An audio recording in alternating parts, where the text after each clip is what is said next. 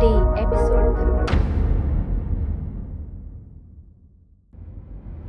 तो दोस्तों, एपिसोड की शुरुआत में देखते हैं कि रोही किम से पूछती है कि जब वह कबाड़ी वाला उसे दौड़ा रहा था तो आपने रोही कह के पुकारा था, तो क्या मेरा असली नाम रोही है? तो किम हाँ कहता है। फिर रोही पूछती है कि क्या तुम किडनैपर हो? तो किम हाँ कहता है। इसके बाद रोही अपने मम्मी पापा के बारे में पूछती है और अपने घर जाने के लिए जिद करने लगती है। तो किम रोही को घर भेजने के लिए पुलिस स्टेशन लेकर जाता है। तो रोही किम को पुलिस स्टेशन पहुँचने से पहले ही वापस भेज देती है, क्योंकि दोनों साथ में पुलिस स्टेशन जाते तो पुलिस वाले किम को पकड़ लेते। तो किम वापस जाने लगता है। फिर रोही पुलिस स्टेशन की तरफ आगे बढ़ती है तो पुलिस की गाड़ी देख उसे याद आता है कि उसके पेरेंट्स के मर्डर वाले दिन उसके घर पर पुलिस की गाड़ी आई थी। तो रोही को लगता है कि उसके पेरेंट्स के मर्डर में पुलिस वाले शामिल हैं। तो इतना याद आने के बाद वह डर जाती है और वापस भागकर किम के पास चली जाती है। तो किम को समझ नहीं आता कि यह लड़की क्यों वापस आ गई। तो रोही किम को बताती है कि उसे कुछ याद आया है, जिससे उसे लगता है कि उसके पेरेंट्स के मर्डर में पुलिस वाले शामिल हैं। तो रोही किम से कहती है कि वह चाहती है कि जब तक उसकी याददाश्त पूरी तरह से वापस न आ जाए तब तक वह उसी के साथ रहना चाहती है। तो किम कहता है कि वह तो किडनैपर है। तो रोही कहती है कि उसे उस पर पूरा भरोसा है। फिर सीन शिफ्ट होता है योगिन पुलिस स्टेशन में, जहाँ इंस्पेक्टर पार्क हॉस्पिटल से मिले फुटेज को देखता है, जिसमें रोही किम का हाथ खींचते हुए भागती है। तो उस फुटेज को बार बार देखने के बाद सोचते हैं कि रोही किडनैपर के साथ क्यों भाग रही है। और उधर दूसरी ओर हॉस्पिटल में डॉक्टर यून सिक्योरिटी मैन चोल यून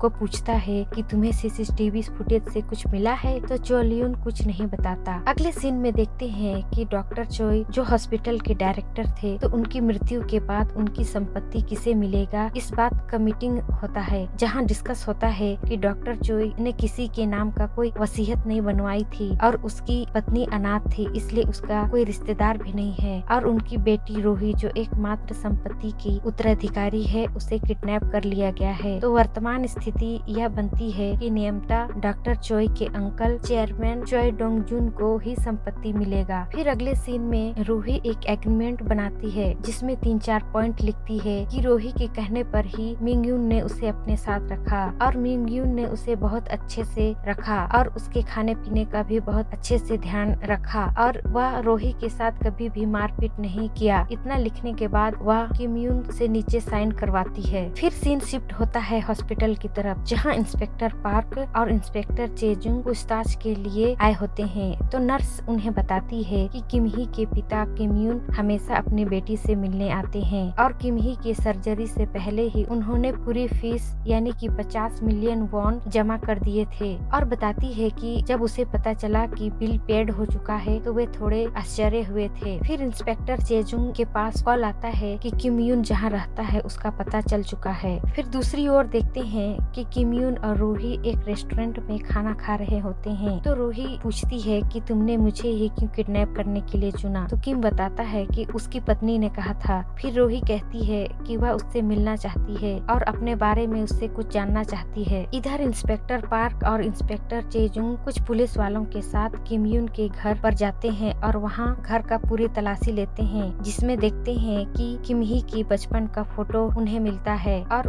किम यून की पत्नी का भी फोटो मिलता है, जिसे देखकर उन्हें पता चलता है कि किम यून ने 3 साल पहले ही अपनी पत्नी की मिसिंग रिपोर्ट लिखवाई थी। और तभी देखते हैं कि एक सस्पिशियस आदमी पुलिस वालों पर नजर बनाए हुए है। अगले सीन में किम यून और रोही पुलिस से बचते हुए सियोल जाने वाली ट्रेन में बैठ जाते हैं। इधर किम यून के घर पर छानबीन कर पुलिस वापस चली जाती है। तो वह कबाड़ी वाला पुलिस के जाने के बाद घर के अंदर कुछ खोजने जाता है, तभी वहाँ एक आदमी आता है। और इधर दूसरे सीन में देखते हैं कि पुलिस रेलवे स्टेशन की फुटेज चेक करती है, तो उसे पता चलता है कि वो दोनों सेवल जाने वाली ट्रेन में बैठे हैं। तो सभी फुटेज को देखने के बाद इंस्पेक्टर पार्क अपने सीनियर को बताता है कि उसे लगता है कि रोही के हाथ पर जो चोट के निशान है वह उस किडनैपर की वजह से नहीं है और उसे शक शक होता है कि रोही के पीछे कोई और पड़ा है, इसलिए रोही की जान को खतरा है, तो रोही के केस को पब्लिक में लाना होगा। फिर इधर किम यून के घर पर वह सस्पिशियस आदमी उस कबाड़ी वाले को मार मार कर रोही के बारे में पूछता है। तभी उसे किसी और आदमी की आहट होती है, तो वह उसे देखने जाता है। इतने में कोई तीसरा आदमी आकर उस कबाड़ी वाले को मारकर भाग जाता है। फिर सीन शिफ्ट होता है सियोल शहर में, जहाँ रोही और किम यून पहुँच चुके हैं। तो वहाँ वे दोनों न्यूज में उन दोनों की ही बारे में बताया जा रहा होता है। यह देखकर बहुत ज्यादा डर जाते हैं। इधर योगिन पुलिस स्टेशन में डॉक्टर मोयून अपना बयान देने आती हैं। यह वही है जो डॉक्टर चोई के मृत्यु के एक दिन पहले उनके हॉस्पिटल वाले खाते पर 2 मिलियन वॉन ट्रांसफर कराई थी। तो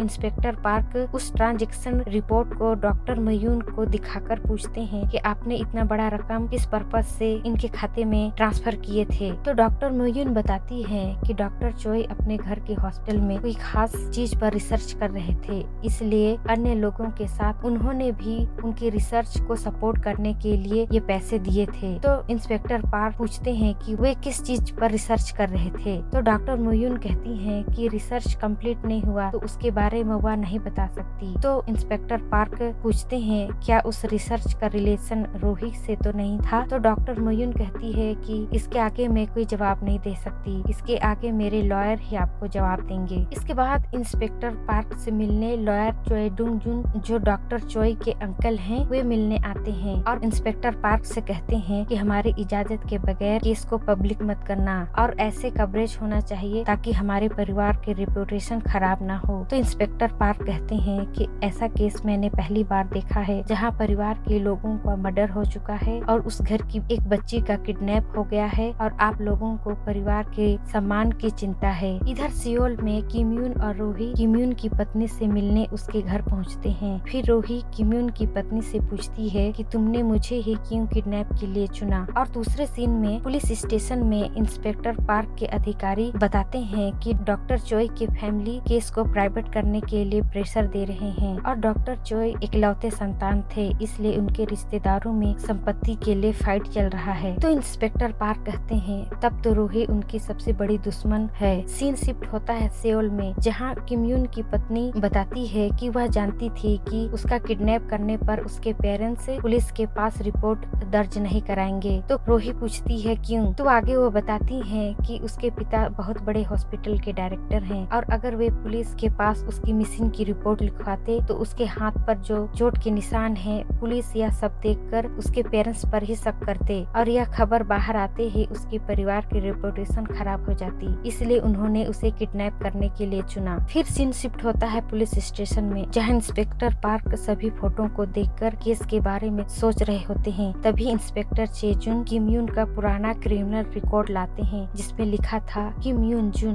क्राइम मर्डर। यह पढ़कर इंस्पेक्टर पार्क दंग रह जाते हैं और एपिसोड एंड हो जाता है। तो आगे की कहानी जानने के लिए सब्सक्राइब जरूर करें। धन्यवाद।